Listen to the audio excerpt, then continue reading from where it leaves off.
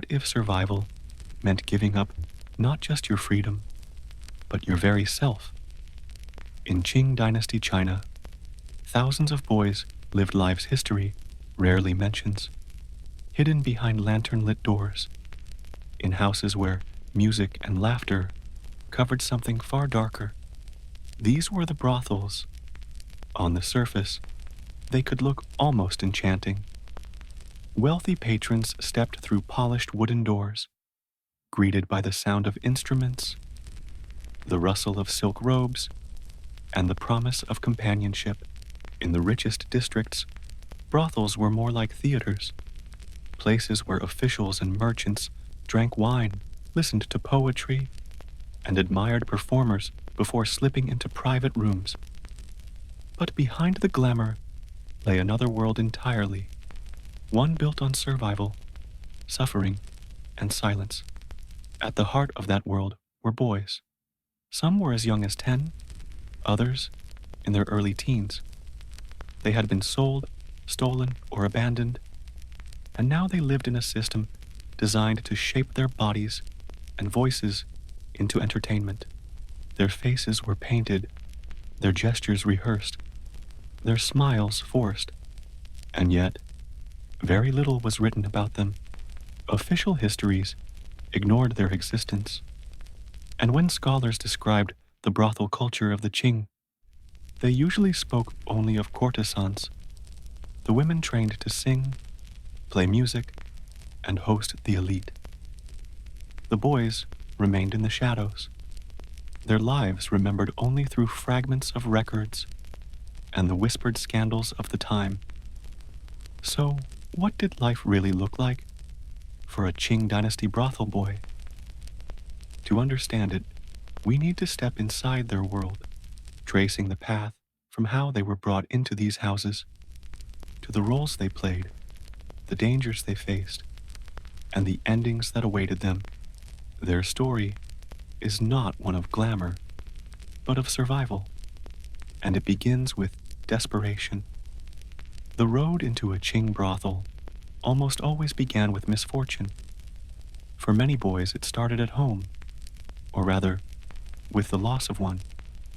Poverty was widespread in Qing China, especially in rural areas. Famines struck repeatedly throughout the dynasty, pushing families to impossible decisions. In the worst times, parents might sell a child in order to feed the others. Daughters were often sold as domestic servants or courtesans, but sons were not safe either. For a poor farmer crushed by taxes or drought, selling a boy could mean the difference between survival and starvation. For orphans, the story was even harsher. Natural disasters, floods, and uprisings created thousands of homeless children in Qing cities. Without parents, they wandered the streets begging, vulnerable to exploitation. Brothel keepers and traffickers knew this well. A hungry child with no family was easy to take, and once taken, he vanished into the closed world of the brothel. Kidnapping added another layer of danger. Child trafficking networks existed across Qing China, stealing boys and girls from villages and selling them to anyone willing to pay. Records show that boys considered attractive, youthful, or delicate could fetch a high price, especially in the cities. For the families left behind, the disappearance of a child was usually permanent. Few ever saw them again. Whether sold, orphaned, or stolen, the outcome was the same. Once a boy entered a brothel, escape was nearly impossible. Contracts of debt bound them to their keepers, and even if they survived years of service, the stigma of their past meant they had nowhere else to go. Their old lives, their homes, families, even their names, were often lost at the brothel door. But what happened once they were inside was its own transformation, one that reshaped not only how they looked, but who they were allowed to be. A boy's life in a Qing brothel started with reinvention. From the very beginning, he was molded into a product. Appearance mattered above all else. Boys were bathed, dressed in robes that highlighted their youth, and sometimes powdered to give their skin a pale glow. Hair was styled to match the fashions of the time, sometimes softened to make them look more delicate. In higher class houses, this transformation was nearly theatrical. The goal was to erase the signs of hardship and turn the boy into an image of elegance and refinement. Training followed. Brothels didn't just sell bodies, they sold experiences. Wealthy patrons wanted charm, wit, and artistry. Boys were taught to play the pipa, or guqin, to sing love songs, or to recite poetry with practiced grace.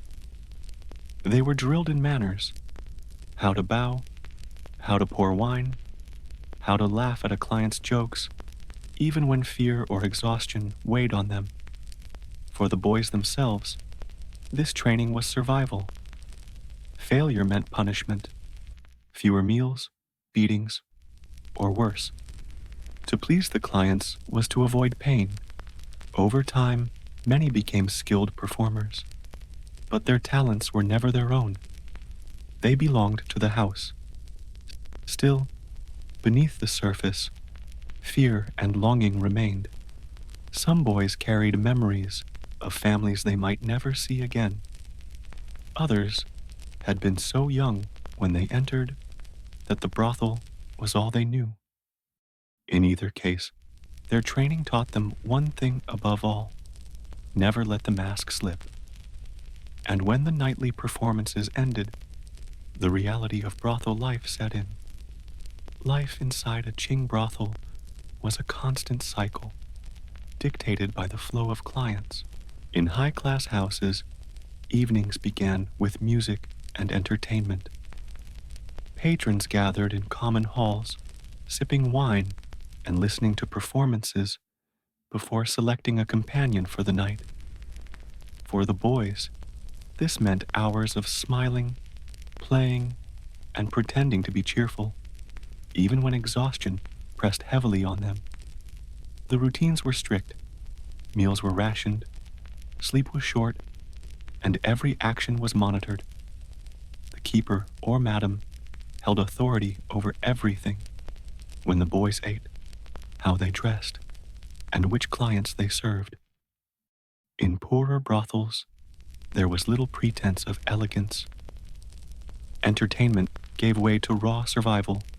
Boys were kept in cramped rooms, sent out to serve clients with no time for performance or artistry.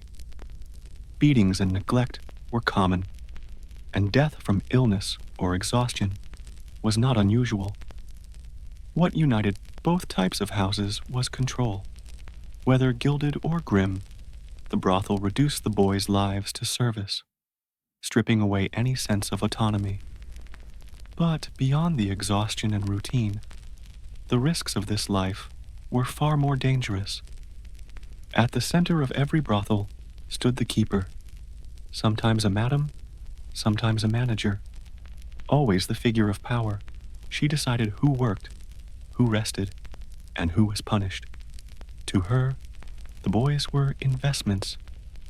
They had been purchased, and their training, food, and clothing all added to a growing ledger of debt. On paper, that debt could be repaid through years of service. In practice, it was nearly endless. Every robe, every meal, every medical treatment was added to the account, ensuring the boys remained bound to the house. Even if a boy dreamed of freedom, he could never hope to pay off what the keeper claimed he owed.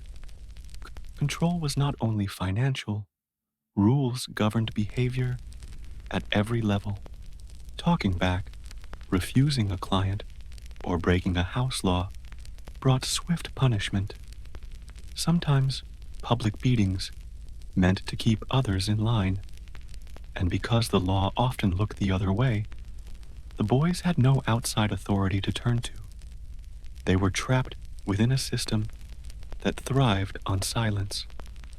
And silence was dangerous, because in that silence, risks flourished. The brothel was a world of danger, and the risks were constant, pressing in from every side. Disease was one of the greatest threats. In cramped quarters, with poor sanitation, illness spread quickly. Fevers, infections, and untreated injuries were common. More serious diseases passed silently from patron to boy, shortening lives in ways that were never recorded. Medical knowledge existed, but treatment was expensive, and brothel keepers rarely wasted resources on boys whose value was already fading. Violence added another layer of fear. Some clients treated the boys with cruelty, knowing there would be no consequences. Refusing a client was nearly impossible, and resistance often led to beatings by the brothel's own enforcers. Rivalries among the boys themselves could also turn violent. In a world where survival depended on pleasing patrons, competition was fierce, and jealousy often erupted into fights. But the heaviest burden of all was stigma. In Qing society, Confucian values placed strong emphasis on filial duty, moral purity, and social order. A boy in a brothel was seen as failing all three. Even if he left, the stain of that life clung to him, shutting him out from respectable society. And yet, despite the dangers, stories of escape whispered through the brothel halls. Hope, even fragile, had power, and for boys trapped in the brothel system, stories of escape became lifelines. Some tales told of patrons who grew attached to particular boys. Wealthy merchants, scholars, or officials sometimes adopted them, buying their contracts and taking them into their households. For a boy, this could mean better food, safer lodging, and a chance to live outside the brothel walls. Rarely, it even meant education or a role as a companion in elite circles. Other stories spoke of talent as a path out. Boys who mastered music, poetry, or performance sometimes transitioned into the world of opera or private entertainment. Qing society valued art, and while suspicion always followed those who came from brothels, skill could sometimes overcome stigma. A gifted singer might find patrons willing to overlook his past, at least in public. But these stories were exceptions. For every boy who escaped, dozens remained trapped, and most who heard these tales never expected to live them. Hope was fragile, but it was better than nothing. It allowed them to imagine another life, even if only in dreams. Yet dreams faded, and time always caught up. Time was the most merciless enemy of all. In the economy of the brothel, youth was currency. Smooth skin, bright eyes, and delicate voices brought clients. But as boys aged, those qualities faded, and with them, their value. A boy who had once been in constant demand might find himself ignored, replaced by newer, younger arrivals. The decline came quickly. Some were reassigned to menial tasks, cleaning, cooking, or serving drinks, their days of performance behind them. Others were pushed out entirely, left to survive however they could. A few stayed within the system, taking on roles as recruiters or keepers themselves. These men, hardened by years of survival, perpetuated the same cycle that once trapped them. It was a way to stay alive, but it also meant becoming part of the machinery that had consumed their youth. For many, the end was simple and bleak, cast out without money, family, or skills recognized by society. They faded into obscurity. Some turned to begging, some to petty crime, and others simply disappeared. The same society that had once used them now rejected them completely. Their names vanished from records, their stories lost to time. So what did life really look like for a Qing dynasty brothel boy? It was not the glamorous world of lanterns and music that patrons enjoyed, but a life of survival carved out of silence. From the moment they entered, their futures were written: training, service, danger, and decline. And yet, their stories reveal truths that history often hides. They show us how poverty, power, and desire intersected in Qing society. They remind us that behind every song performed in a brothel hall, there was a boy whose smile was forced, whose life was not his own. Most were forgotten, their voices erased by time, but remembering them now forces us to look beyond the surface of history, to see not just the elites and officials, but the countless lives lived in shadows, lives that mattered even if they were never meant to be remembered. And that, perhaps, is the most haunting truth of all, that entire generations of boys lived and died unseen, shaping a hidden chapter of the Qing dynasty that still lingers quietly in the margins of history.